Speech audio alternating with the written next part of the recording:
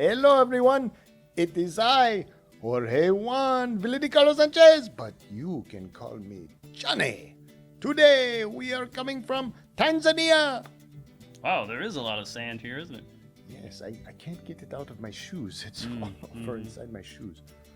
Well, today's Bible verse is from Jeremiah 33, 7 through 8.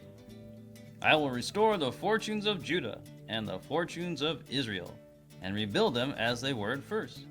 I will cleanse them from all the guilt of their sin against me, and I will forgive all the guilt of their sin and rebellion against me. So, Word, why did Israel and Judah lose everything? Why were their cities all destroyed? God says in verse 8 that the people had sinned and rebelled against God. Nothing good ever comes from that. God said that he was going to strike people down in his anger and wrath. But then God forgave? Yes. The good news for Israel and Judah is that God promised to forgive them of their sin and rebellion. I'm sure they were happy about that.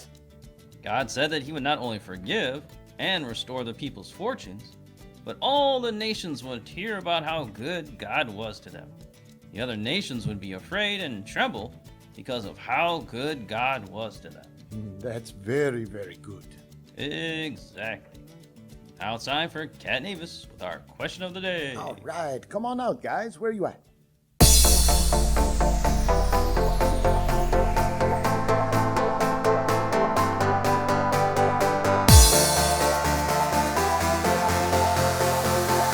Greetings. Hey, Kat, do you have a new question for us?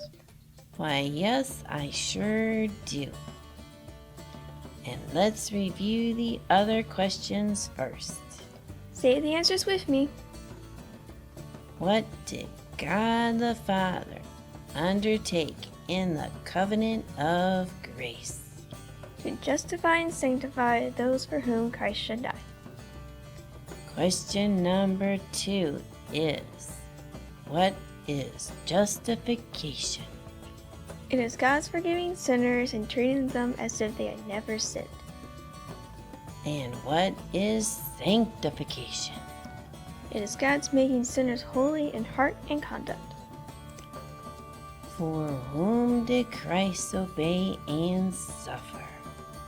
For those whom the Father had given him. What kind of life did Christ live on earth? A life of poverty and suffering. And now the new question. What kind of death did Christ die? And the answer is the painful and shameful death of the cross. And that's it. Good job. That's our question of the day.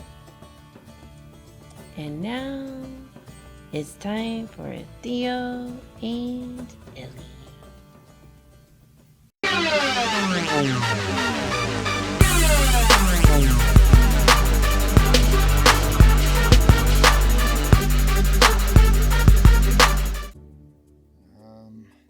Let's see.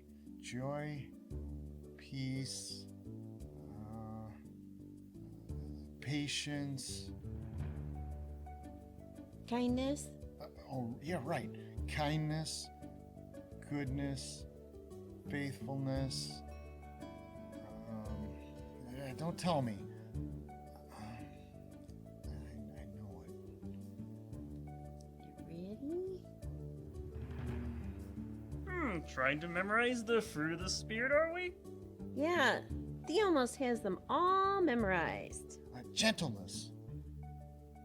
One more, Theo. Oh, wait. Don't tell me. It's right there. I almost have it. Maybe if we see a parable, it'll come to you. That's a good idea. Maybe a parable about the fruit of the land. That would be good, huh? How about that? Yeah, that sounds good, Doc. Yeah, let's go.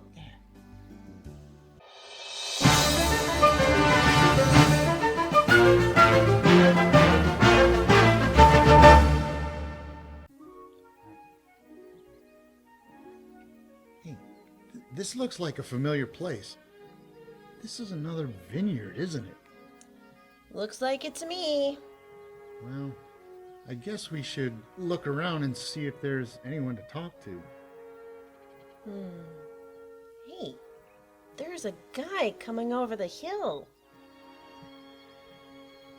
Oh, yeah. Hey, he looks familiar. Hey, excuse me, sir. Hello, children. How are you? We are just fine. Do you mind if we ask what you are doing? Well, I just planted this vineyard, and now I am making some improvements.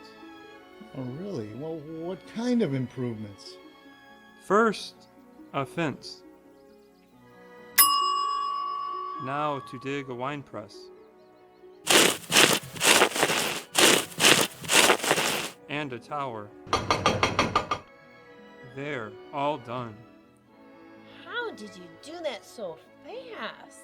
Man, he's like a superhero or something. I will be going to another country, and I so must lease this vineyard to some tenants that will take care of the vineyard and harvest its fruits. Sounds like a plan to me. Oh, here comes some guys. Here you are. I am ready to depart, and I am now leaving you in charge. When the season of the fruit comes, I shall expect my fruit. Oh yeah, of course. You'll get your fruit. Don't worry about it. Goodbye, children. Well, will we see you again? You can count on it.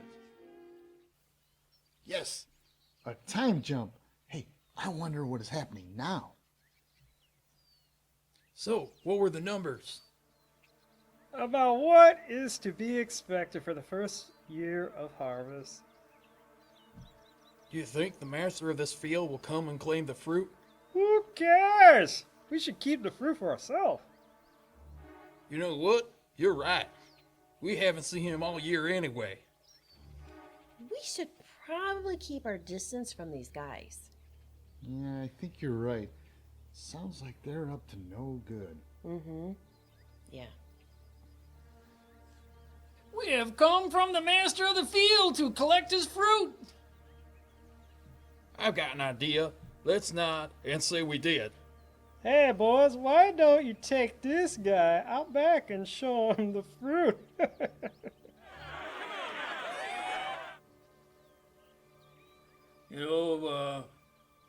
We've come from the master of the field to collect his fruit.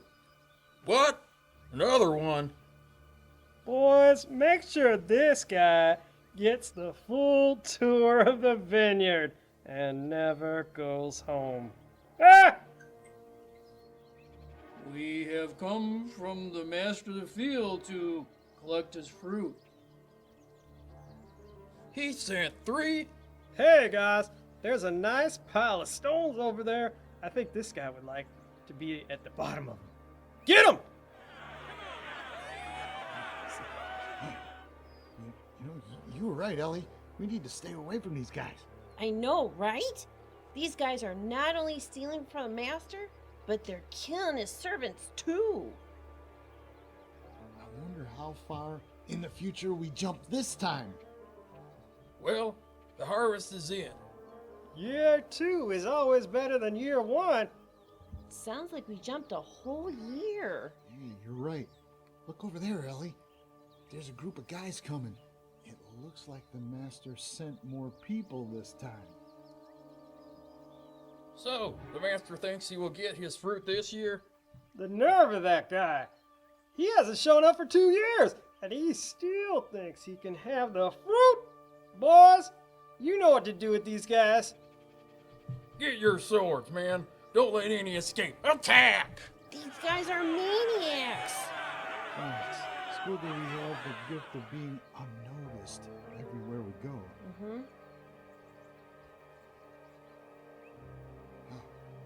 I bet this is another harvest. Do you think the master will send any more servants? I don't know. How many servants can he keep losing? This is the best harvest yet. We will be wealthy men if this keeps up. Yeah, as long as the master stays away. Hey, look! Is that the master's son? Yes! This is the heir! Come, let's kill him and have his inheritance! Hey, buddy. So your old pop sent you this time. Yes, he did. Since you disrespected his servants, he expects that you will respect me. Oh, yeah? We respect you. Right, boss? Come here, and we'll show you all the respect you deserve. Throw him out of the vineyard and finish the job! We should probably get out of here. Yeah, I agree. It seems dangerous to be in this field. Hit the home button, Theo. All right.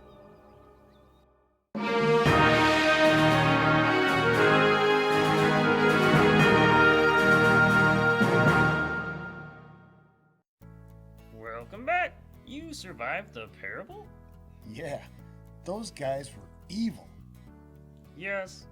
They represented the religious leaders of Israel, which were present when Jesus told the parable. So, who were the servants that they were killing? Those represent all of the prophets and teachers that God had sent to his people. That's why they were treated so badly. But the master sent his son too. Was that son like God's son, Jesus? That's right, Theo. Jesus was talking about himself. He was telling them that they would kill him. In fact, they did only a few days after he told this parable. So, did they understand the parable? They did because Jesus made it clear to them. Jesus said, "When therefore the owner of the vineyard comes, what will he do to those tenants?" And they said to him, "He will put those wretches to a miserable death, and let out the vineyard to other tenants, who will give him the fruits in their seasons." So those evil guys, the leasers, will get it in the end. Yes, Jesus also said, "Therefore I tell you, the kingdom of God will be taken away from you, and given to a people producing its fruits. And the one who falls on this stone will be broken to pieces. And when it falls on anyone, it will crush them." Wow. So, Jesus basically said that the leaders were the bad guys. Yep, exactly. They were using God's people and their fruit for their own gain. God will not stand for that. Well, thanks, Doc, for the story. Yeah. Thanks, Doc. But, you know, all this talk about fruit has made me hungry. Hey, I wonder if Dad will let us get something to eat on the way home. Oh, Theo. Let's go. Well, bye, Doc. Yeah, see you later, Doc. Bye. See you Bye. later.